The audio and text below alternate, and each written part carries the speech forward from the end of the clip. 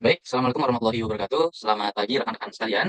Saat ini kami dari kelompok 11 ingin merepresentasikan hal yang sudah kami persiapkan dalam persiapan melakukan mini riset. Sebelumnya izinkan kami untuk memperkenalkan diri terlebih dahulu. Next, berikut adalah tim kami. Yang pertama ada Irul Ramadhanu dari Prodi Bisnis Digital, lalu ada Resi Rajalila dari Prodi Manajemen, dan ada saya sendiri Wisnu dari Prodi Manajemen. Ya, berikut adalah topik yang akan kami bawakan pada presentasi kali ini, yang akan meliputi pendahuluan, landasan teori, dan juga metode penelitian. Oke. Yang pertama, bab 1 pendahuluan. Next slide, please.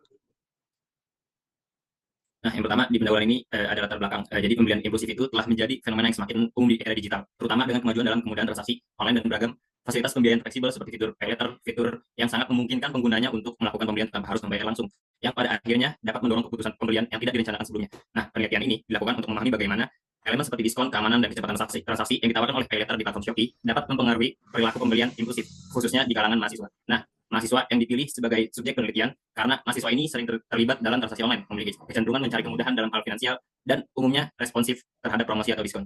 Dengan melihat perilaku konsumen, data dari mahasiswa yang memanfaatkan fitur pay later dan fitur tersebut, serta bagaimana hal ini dapat menjadi faktor utama dalam keputusan pembelian impulsif. Hal yang sangat penting untuk melihat bagaimana aspek-aspek teknologi finansial bisa mendorong perilaku pembelian di luar kebutuhan yang direncanakan, terutama pada usia muda yang mudah terpengaruh oleh kemudahan teknologi dari akses dan penawaran yang menarik. Next slide.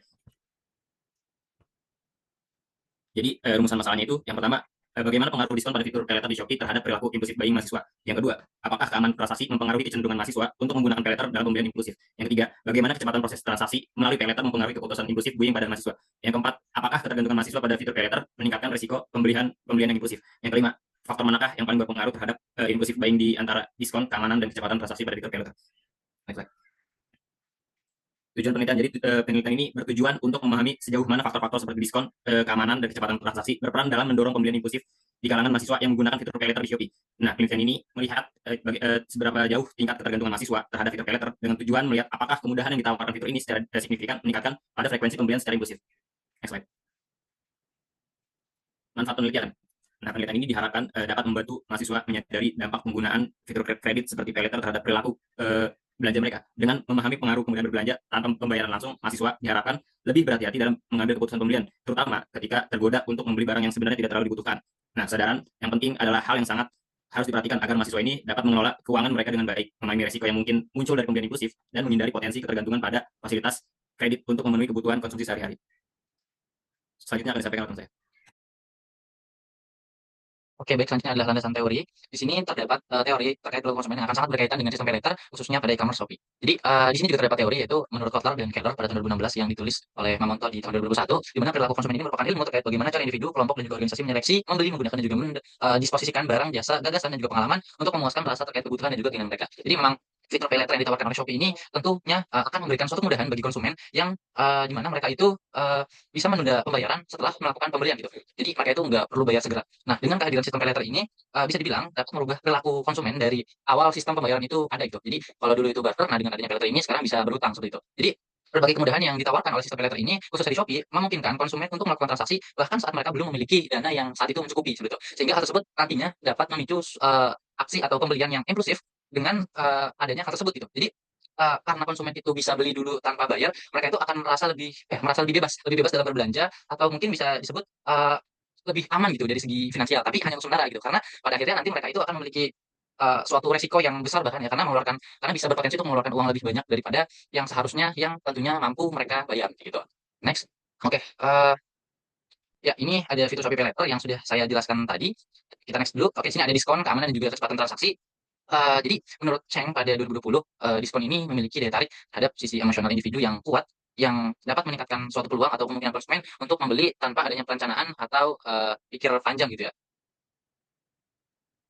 Dan juga kalau kita lihat gitu, selain dari ada diskon, hadirnya spek keamanan dalam transaksi juga merupakan hal yang tidak kalah penting bagi konsumen, di mana tingkat keamanan yang tinggi itu biasanya dapat mengurangi kekhawatiran dari konsumen gitu, terkait segala risiko yang ada, kayak misalnya kebocoran data terkait transaksi mereka, atau mungkin tidak terbacanya data, sampai mungkin kehilangan riwayat transaksi gitu, hingga nantinya dari adanya keamanan yang terjamin ini, konsumen bisa merasa lebih percaya diri lagi saat melakukan transaksi itu. Nah, hal tersebut juga tentunya didorong nih oleh kecepatan dari sistem transaksi tersebut tuh. Jadi, kecepatan transaksi ini di satu sisi juga turut mendorong seseorang untuk melakukan pembelian yang impulsif gitu. Di mana ketika transaksi ini berlangsung dengan begitu cepatnya dan juga lancar ya pada prosesnya, tentunya konsumen akan cenderung melakukan pembelian yang segera gitu. Jadi tanpa pikir panjang, ya udah mereka beli gitu. Nah, dari hal tersebut, maka dapat disimpulkan bahwa adanya diskon, keamanan, dan juga kecepatan transaksi, itu akan saling dan juga akan sangat berkaitan gitu satu sama lain, yang nantinya akan mendorong, perilaku impulsif dari konsumen, kayak gitu.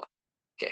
Nah, sini ada ketergantungan pada sistem paylater. Jadi ada pula teori menurut, yang ditulis oleh Abdullah pada tahun 2022, di mana tergantungan berbelanja secara impulsif atau impulsif buying itu dapat membuat konsumen lebih rentan terhadap resiko finansial, terutama apabila mereka tidak menggunakan fitur ini dengan bijak gitu ya. Jadi, fitur paylater ini memang akan sangat menarik bagi mereka yang, sering gitu melakukan pembelian atau berbelanja secara online ya khususnya dan tanpa perencanaan gitu. Karena dari adanya sistem ini, maka sistem ini akan menawarkan kemudahan akses gitu ya, secara kredit gitu atau, berhutang mudahnya. Jadi tanpa, mereka memerlukan dana saat itu, mereka udah bisa beli ya dengan status, kredit seperti itu. Nah, dan kemudahan dalam mengakses fitur paylater tersebut karena, aksesnya bisa diakses kapan saja, itu tentunya dapat menimbulkan suatu kebiasaan berbelanja yang akan sangat sulit dikendalikan bagi orang yang tidak bisa mengontrol diri sendiri, terutama bagi konsumen yang sudah terbiasa dalam melakukan pembelian barang tanpa melakukan pertimbangan secara lebih lanjut, akan konsekuensi finansial mereka gitu dalam jangka panjang. Di mana hal tersebut, tentunya akan berdampak buruk untuk mereka yang tidak siap dengan, besaran biaya dan juga risiko yang ada hingga akhirnya mereka nanti, mendapatkan risiko gagal bayar dan mereka tidak siap, seperti itu.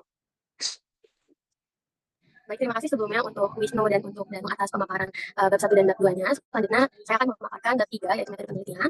Untuk metode penelitiannya itu karena kita belum memvalidasi data kita dan belum menginterpretasikan. Jadi menurut saya metode penelitian ini disajikan pada saat ini tujuannya yaitu untuk memperlancar proses dari hasil penelitian yang diperoleh agar dapat terpercaya dan bisa dipertanggungjawabkan alias kredibilitasnya sudah tidak diragukan lagi. Selanjutnya boleh di next Danu.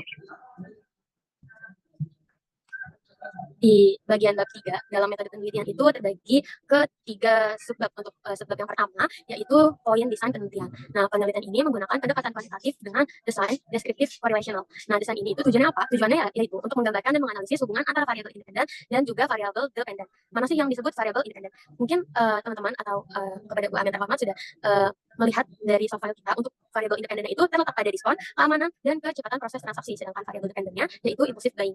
Penelitian ini juga akan mengidentifikasi tingkat ketergantungan mahasiswa terhadap fitur pay later di Shopee. Dengan menggunakan questionnaire sebagai metode pengumpulan data atau survei, penelitian ini itu nantinya diharapkan dapat memberikan gambaran yang jelas mengenai pengaruh ataupun faktor-faktor tersebut terhadap perilaku pembelian impulsif dari customer behavior. Selanjutnya, boleh next. Selanjutnya ada teknik pengumpulan data. Teknik pengumpulan data ini nantinya peneliti atau kita sebagai seorang peneliti akan menyebarkan kuesioner survei yang berisi pertanyaan terkait diskon, keamanan, kecepatan proses transaksi, dan perilaku impulsif lain. Kuesioner atau survei ini akan disebarkan secara online melalui platform seperti Google Form kepada mahasiswa yang menggunakan fitur pay later di Shopee. Next. And the last one is actually teknik analisis data.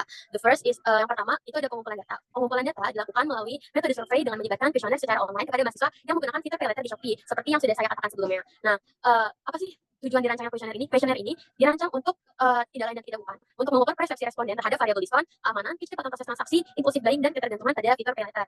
Setiap variabel nantinya diukur menggunakan skala Likert. Kalau teman-teman ataupun yang terhormat kepada UAA, mungkin kita juga sama-sama tahu kalau di Google Form itu kita bisa pilih multiple choice dari poin Likert 1 sampai 5, di mana responden diminta menyatakan tingkat persetujuan atau ketidaksepakatan mereka terhadap pernyataan terkait yang nantinya akan kami berikan gitu.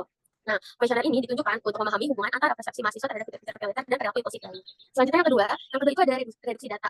Nah, tahap reduksi data ini sangat penting karena pada tahap ini, tahap reduksi data itu datanya dilakukan dengan menyaring ataupun kita memfilter data yang telah dikumpulkan untuk dipastikan kelengkapan dan validitasnya. Data yang nggak lengkap atau yang nggak relevan nantinya itu akan dihilangkan dari analisis. Karena kita menggunakan analisis deskriptif seperti rata-rata, frekuensi, dan distribusi itu digunakan untuk memberikan gambaran umum mengenai masing-masing variabel. Nah, dari reduksi data ini juga kita melibatkan analisis faktor untuk menyederhanakan item-item kuesioner yang menjadi faktor utama yang berhubungan dengan diskon, keamanan, kecepatan proses transaksi, impulsif buying, dan ketergantungan pada fitur pay later. Dan tahap ini juga bertujuan untuk menyederhanakan data serta memfokuskan analisis pada faktor yang paling berpengaruh. Dan tahap yang terakhir dari teknik analisis data terdapat display data seperti namanya display data. Data yang telah diringkas nantinya kemudian akan ditampilkan dalam bentuk tabel dan grafik untuk memudahkan pembacaan dan interpretasi. Tabel dan grafik batang digunakan untuk menggambarkan distribusi frekuensi dan rata-rata dari variabel-variabel yang nantinya akan kita teliti gitu. Selain itu, matriks korelasi digunakan untuk menampilkan hubungan antar variabel seperti hubungan antar keamanan dan impulsif buying. Jadi visualisasi dari display data ini bertujuan untuk memperjelas pola ataupun memperjelas tren yang dapat ditemukan dalam data sehingga nantinya memudahkan analisis lanjutan dan pembuatan kesimpulan. Gitu. Baik, sekian presentasi dari kelompok kami, yaitu kelompok 11. Semoga segala materi ataupun hal yang kami presentasikan dapat dipahami dengan mudah, dan kami pun turut mengucapkan terima kasih kepada Ibu Amam Ningsih Jumhur selaku dosen pengampu mata kuliah logika dan juga penerapan ilmiah. Sekian presentasi dari kami, kurang lebihnya mohon maaf. Wassalamualaikum warahmatullahi wabarakatuh.